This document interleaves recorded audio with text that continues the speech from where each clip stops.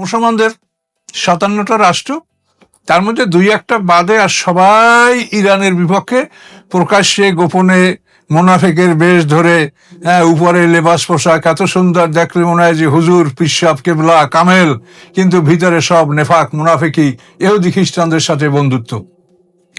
কোরআনে আল্লাহ পরিষ্কার ভাষায় বলেছেন যে ইহুদি খ্রিস্টানদের সাথে বন্ধুত্ব করো না, যে করবে সে তাদের মধ্যে গণ্য। এই কথা স্পষ্ট থাকা পরেও মুসলমানরা তাদের রাষ্ট্রতন্ত্র ঠিক রাখার জন্য, তারা এই দুনিয়ায় সুখ ভোগ করার জন্য তারা আজকে ইরানের ধ্বংস তারা কামনা করছে। তার একটাই কারণ যে সমস্ত মুসলমানদের পিসাব হলো আমেরিকা, ইহুদি খ্রিস্টান, আর ইরান তাদেরকে পিসাব মানছে না।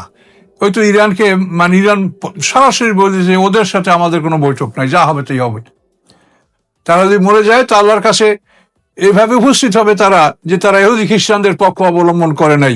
আর আমরা অন্যান্য মুসলমানরা যারা চেহারা দেখলে মানে হুজুর, কামেল, কিন্তু এরা যখন হাসর ময়দানে উঠবে তখন ইহুদি খ্রিস্টানদের সাথেই তাদের হাসর হবে, যেহেতু আল্লাহ পরিষ্কার বলেছেন অমাইয়া তাআল্লাহু মিনকুম ফাইন্নাহু মিনহুম, তোমাদের মধ্যে যে কেউ তাদের সাথে বন্ধুত্ব করবে সে তাদের মধ্যেই গণ্য, অর্থাৎ সে ইহুদি খ্রিস্টান, সে মুসলমান না।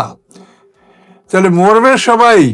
আয়াতুল্লাহ খামেনি শহীদ হয়েছেন, যারা এখন রাজতন্ত্র করছেন বা আমরা যারা নিরাপদে আছি, সবাই মরণ হবে বা শাহাদাত হবে, একটা হবেই। কাজে আমরা আল্লাহর কাছে কি নিয়ে যাবো সেইটা ভাবেন। তার কারণ আমরা আসলে শুধু লেবাস পোশাক ছাড়া আমাদের মধ্যে ঈমান খুব কম মানুষের মধ্যে আছে। মুসলমানরা দুনিয়া কামনা করে। উহুদের যুদ্ধের সময় যে একটা বিশ্বাস ভঙ্গ করছিল মুসলমানরা, যে 50 জন তীরন্দাজ আর্চারি, 50 জন তীরন্দাজকে যে উহুদ পাহাড়ে রুমাত পর্বতে রাখা হয়েছিল, আল্লাহ রাসূল বলছিলেন যে আমরা জিতি কি হারি, যে কোনো অবস্থায় তোমরা স্থান ত্যাগ করবে না আমার আদেশ ছাড়া। প্রথম পর্বে যখন মুসলমানরা যুদ্ধে জিতল, তখনই সবাই ওই লোকগুলি যে 50 জন আব্দুল্লাহ ইবনে জুবাইরের অধীনে ছিল, তারা বলল যে যুদ্ধ শেষ হয়ে গেছে, এখন আর আমাদের এখানে থাকার কি প্রয়োজন। তিনি বারবার নিষেধ করলেন যে আল্লাহ রসুলের আদেশ ছাড়া এখান থেকে আমরা নড়তে পারি না, আল্লাহ রসুল বলেছেন। কিন্তু তারা 50 জনের 38 জন ওখান থেকে বের হয়ে গেল, 12 জন থাকলো মাত্র। এই ঘটনায় কোরআনে আল্লাহ নাযিল করেছেন যে মিনকুম মাইয়ুরিদুদ দুনিয়া ওয়া মিনকুম মাইয়ুরিদুল আখিরাহ, যে তোমাদের কতক দুনিয়া কামনা করে এবং তোমাদের কতক আখিরাত কামনা করে। তো কোরআনের ভাষ্য যেটা প্রথম উল্লেখ করা হয় সেইটা সংখ্যা বেশি। তো মিনকুম মাইয়ুরিদুদ দুনিয়া, এটা আল্লাহ আগে বলছেন যে তোমাদের মধ্যে কতক দুনিয়া কামনা করে, ওয়া মিনকুম মাইয়ুরিদুল আখিরাহ, তোমাদের কতক পরকাল কামনা করে। তাহলে পরকাল কামনাকারীদের সংখ্যা কম, আর দুনিয়া তলবকারী, দুনিয়া কামনাকারীদের সংখ্যা বেশি। এই আয়াত নাযিল হওয়ার পরে আব্দুল্লাহ ইবনে মাসউদ রাদিয়াল্লাহু তাআলা, বিশিষ্ট সাহাবী, তিনি বলেন যে এই আয়াত নাযিল হওয়ার পূর্বে আমি কোশ্চেন কালেও আমি চিন্তা করি নাই যে রাসূলের সাহাবী বা মুসলমানদের মধ্যে দুনিয়া কামনাকারী মানুষ আছে। এই আয়াত নাযিলের পরে আমার কাছে স্পষ্ট হয়ে গেল যে দুনিয়া কামনাকারী মানুষের সংখ্যা অধিক। মিনকুম মাইয়ুরিদুদ দুনিয়া ওয়া মিনকুম মাইয়ুরিদুল কাফিরা। তাহলে দুনিয়া কামনাকারী মুসলমান আমরা অধিক। কাজে এই মুসলমানদের পরিণতি আমাদের কি হবে? আজকে দেখেন আল্লাহ তাআলা যাদেরকে অভিশপ্ত বলেছে মাগদুবি আলাইহিম, এটা সমস্ত দুনিয়ার মানুষের কাছে স্পষ্ট যে মাগদুবি আলাইহিম মানে ইহুদি, দল্লিন মানে খ্রিস্টান, পথভ্রষ্ট। এখন এই দুইটা জাতির থেকে আমাদেরকে আল্লাহ তাআলা দূরে থাকতে বলেছেন। আর আমরা সমস্ত মুসলমানরাই বলতে গেলে যারা ক্ষমতাসীন, তারা সবাই, প্রত্যেকটা দেশেই ভালো ভালো মুসলমান আছে অসংখ্য, কিন্তু তাদের মুখ বন্ধ। এই সমস্ত ক্ষমতাসীন যাই এই মাগদুবি আলাইহিম এবং দল্লিন, এদের অনুকরণকারী। কাজী এই বিষয়টা আমরা আল্লাহর দরবারে আমরা কিভাবে উপস্থিত হব বলেন? আমাদের কি সমস্যা? শিয়ারা আমাদের কি ক্ষতি করছে? মুসলমানদের মধ্যে আমরা শুনি আমাদের দল নাই, আমাদের বাংলাদেশেও তো 100 ঊর্ধ্বে দল আছে, এবং আমাদের মধ্যে কোনো কোনো দল এমন আছে যারা স্পষ্ট শিরকে লিপ্ত। ওদের মধ্যে এরকম ভালো মন্দ আছে, ওদের মধ্যে এরকম শত শত দল আছে। কাজে এই জন্য আপনি তাদেরকে তার বলতে পারেন না যে আল্লাহ তাদের উপর অভিশাপ করছে এবং আল্লাহ তাদের থেকে আমাদেরকে দূরে থাকতে বলছে, এমন কথা তো আপনি বলতে পারছেন না। কাজে আজকে তাদের ধ্বংস আর আমরা মুসলমানরা প্রকাশ্যে গোপনে তাদের সহযোগিতা করছি। কাজে আমাদের পরিণামটা কি? আমরা কোন মুখে আল্লাহর দরবারে হাসর ময়দানে উঠব? আমি আপনাদেরকে অনুরোধ করছি, দেখেন যে আমরা যে দেশে বসবাস করি, এখানে আমাদের মাঝে হিন্দু আছে, খ্রিস্টান আছে, ইহুদি আছে, বৌদ্ধ আছে, বিভিন্ন জাতের লোকজন আমরা একসাথে বসবাস করছি। কোনো সমস্যা নাই। হিন্দুরা তাদের পূজা স্বাধীনভাবে করছে, ইহুদিরা তাদের ধর্ম পালন করছে, খ্রিস্টানরা তাদের বড়দিন পালন করছে, বৌদ্ধ পূর্ণিমা তারা পালন করছে, সবই তো সবাই করছে। তো আমাদের মধ্যে যদি শিয়া থাকে, তারাও তাদের দিন পালন তাদের মতে করুক। সেটা তো আল্লাহ তো কোরআনে বলেই দিয়েছেন, লা ইকরাহা ফিদ-দীন, আমার এই দিনে কোনো জবরদস্তি নাই। কাজেই তোমাদের কাজ হচ্ছে মানুষকে সঠিকভাবে বলে দেওয়া, বুঝিয়ে দেওয়া তোমাদের কাজ। কাজে আমরা আজকে এমনভাবে নিষ্ঠুর কিরূপ হলাম যে আজকে এই একটা জাতি, তাদেরকে সমগ্র পৃথিবীর কাফেররা একত্রিত হয়ে তাদেরকে মারার জন্য এগিয়ে আসে, আর আমরা মুসলমানরাও সেই শত্রুদের সাহায্য করছি। কোন মুখে আমরা আল্লাহর কাছে উঠবো বলেন? এই কথাগুলির আপনি কি জবাব দিবেন? যে আপনার দেশে হিন্দু বসবাস করতে পারে, তাতে কোনো সমস্যা নাই, কেউ শিয়াকে হিন্দু দেশের খারাপ হলো? যে শিয়া দুনিয়াতে থাকতে পারবে না, তাদের দেশ থাকবে না, রাষ্ট্র থাকবে না, তাদেরকে একেবারে নির্মূল করা হবে, এই ধরনের চিন্তা ভাবনা আপনারা মুসলমানরা কি করে করলেন? আমি এই জন্য সবাইকে বলি, শিয়া ভাইদেরকে বলি যে আপনারাও বিনয়ী হন, নম্র হন, আমরাও নম্র হই, এবং আমরা সহাবস্থানের কথা চিন্তা করি। আমাদের সবার সামনেই মৃত্যু আছে, সবার সামনে কিয়ামত আছে, সবার সামনে বিচার আছে। এই কথাগুলো একেবারে ভুলে গেলে তার পরিণামটা ভয়ঙ্কর হবে, অতি খারাপ হবে।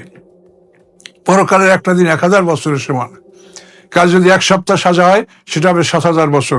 কারো যদি 1 বছর সাজা হয়, সেই সাজাটা দুনিয়ার হিসেবে 3,65,000 বছর তার শাস্তি হবে।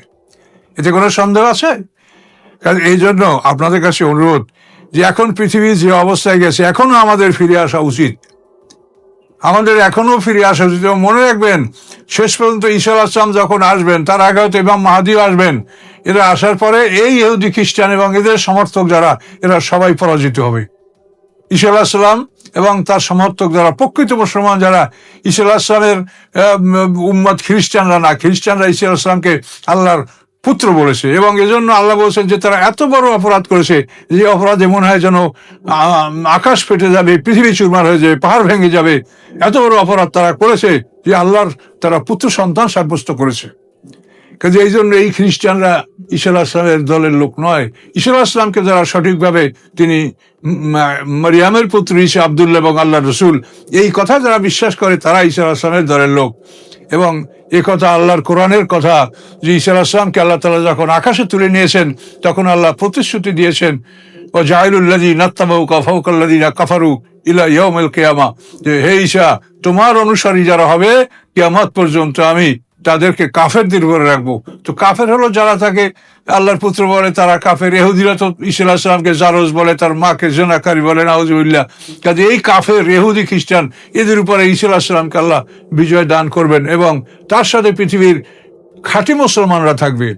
পৃথিবীর সব দেশে খাঁটি মুসলমান আছে, কিন্তু তারা ঘাপটি মেরে আসে, তারা মুখ খুলতে পারে না, কথা বলতে পারে না। তাহলে তারা তাদের কিডন্যাপ হয়, তাদের হাইজ্যাক হয়, তাদেরকে হত্যা করা হয়, গুপ্ত হত্যা করা হয়, অ্যাসাসিনেশন করা হয়।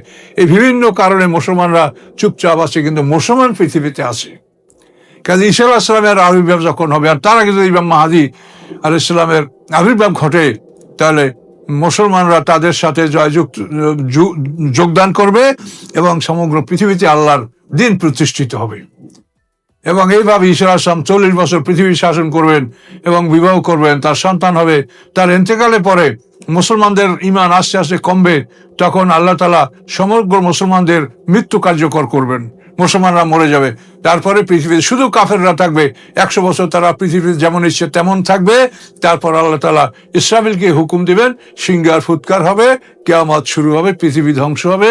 প্রথম সিংহার ফুৎকার 40 বছর, মাঝখানে বিরতি 40 বছর, দ্বিতীয় সিংহার ফুৎকার 40 বছর। এই 120 বছরে কিয়ামত সংঘটিত হবে, এবং হাশরের ময়দানে আমরা উঠব। বিচারের পরে সবাই আমরা আপন আপন ঠিকানায় যাব। কাজে এই সামান্য সময়ের জন্য পৃথিবীতে আমরা এমন জঘন্য কাজ কেন করছি? আমি আপনাদেরকে আবার অনুরোধ করছি যে আপনারা কোরআনের দিকে ফিরে তাকান। কোরআনের সব কিছু বলা আছে, কোরআনে কোনো কিছু বাকি রাখা হয় নাই। কাজে এইভাবে আমরা একটা মুসলিম জাতি, দুষ্কৃতি সবার মধ্যে আছে, অন্ধকার সবার মধ্যে আছে। কাজে এই জন্য তাদের ধ্বংসের জন্য আমরা ইহুদি খ্রিস্টানদের সাথে কোমর বেঁধে লেগেছি। এরা আল্লাহর দরবারে আমরা কি বলবো, কি বলার আছে? আপনি যতই মনে করেন, যতই সুখে থাকেন, আজরাইল আসলে কোনো এক সেকেন্ডও আপনার সময় পাবেন না, আমিও পাবো, আপনিও পাবেন না। কাজে মুসলমানদের সতর্ক হওয়া উচিত। মুসলমানদের এখনো ফিরে আসা উচিত ইহুদি খ্রিস্টানদের থেকে, এবং মুসলমানরা ঐক্যবদ্ধ হলে, এখন দেখেন একটা ইরান শক্ত হয়ে দাঁড়াইছে, তাতে সমগ্র পৃথিবী থরথর কাঁপছে। তাহলে এখন যদি সমস্ত মুসলমান রাষ্ট্রগুলি একমত হয়ে যদি ইহুদি খ্রিস্টানদের বিরুদ্ধে দাঁড়াতো, তাহলে নিশ্চয়ই তারা মুসলমানদের দিকে মাথা তুলে তাকাতে পারতো না। কিন্তু আজকে সেই মুসলমানরা ইহুদি খ্রিস্টানদের গোলামি করছে আর অপমানজনক জীবন যাপন করছে। কাজে এর পরিণাম সামনে অত্যন্ত ভয়ঙ্কর। কাজে আমি বলবো আপনাদেরকে যে কোরআনের দিকে তাকান। যারা শক্তি আছে, যাদের শক্তির আপনারা ভরসা করছেন, আল্লাহ বলছে তাদের শক্তি চিরদিন থাকবে না, আমি তাদেরকে সমূলে ধ্বংস করব অথবা তাদেরকে কঠিন শাস্তি দিব। কাজে আপনাদের এই পিশাবদেরও শক্তি চিরদিন থাকবে না। কাজেই আল্লাহর শক্তি চিরস্থায়ী। কাজে আল্লাহর উপরে ভরসা করেন, আর এই সমস্ত বাতিলদের হাতে মাথা তুলে দিয়েন না, নিজেদের সার্বভৌমত্ব তুলে দিয়েন না, নিজেদের মান ইজ্জত বাতিলের হাতে তুলে দিয়েন না। এটি অনুরোধ করছি, এবং এটা আল্লাহর কোরআনের